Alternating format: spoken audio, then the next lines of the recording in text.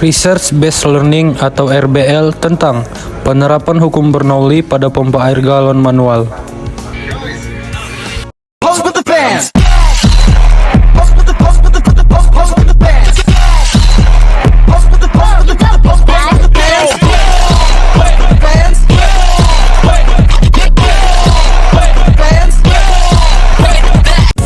Hukum Bernoulli dikemukakan oleh matematikawan asal Belanda yang bernama Daniel Bernoulli pada tahun 1738.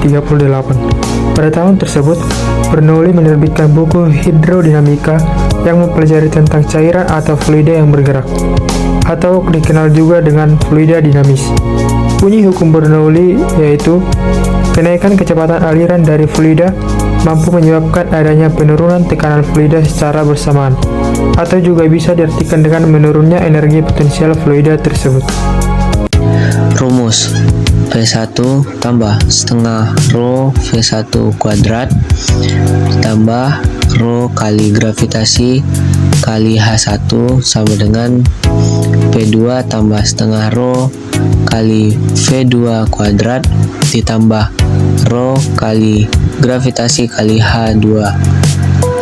Rho sama dengan massa jenis fluida, G sama dengan percepatan karena gravitasi, V1 sama dengan tekanan pada ketinggian pertama, V1 sama dengan kecepatan pada ketinggian pertama, H1 sama dengan ketinggian pertama, V2 sama dengan tekanan pada ketinggian kedua, V2 sama dengan kecepatan pada ketinggian kedua, H2 sama dengan tinggi pada ketinggian kedua.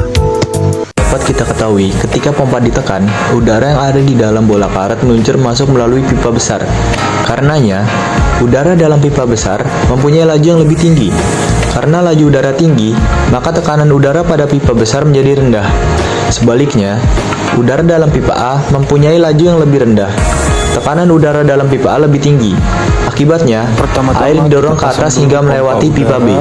Ketika air tiba di pipa C, air yang meluncur dari pipa mendorongnya keluar. Setelah keduanya terpasang, kita akan memasang pipa B dan C untuk mengeluarkan air. Lalu setelah itu kita akan memasang pipa A untuk dimasukkan ke dalam galon. Dan kita satukan ke semua bahan tersebut, lalu dimasukkan ke dalam galon. Dan untuk cara kerjanya yaitu tinggal dipompa-pompa sampai airnya keluar.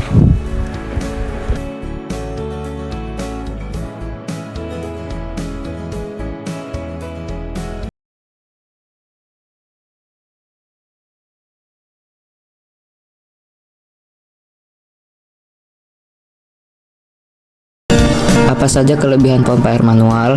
Kelebihan pompa air manual ada 3, yaitu yang pertama tidak memerlukan listrik dan dapat berfungsi tanpa ketergantungan pada sumber daya listrik eksternal.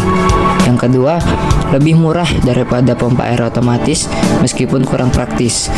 Tapi banyak orang yang masih menggunakan pompa air manual karena keandalannya dan kemudahan perawatannya.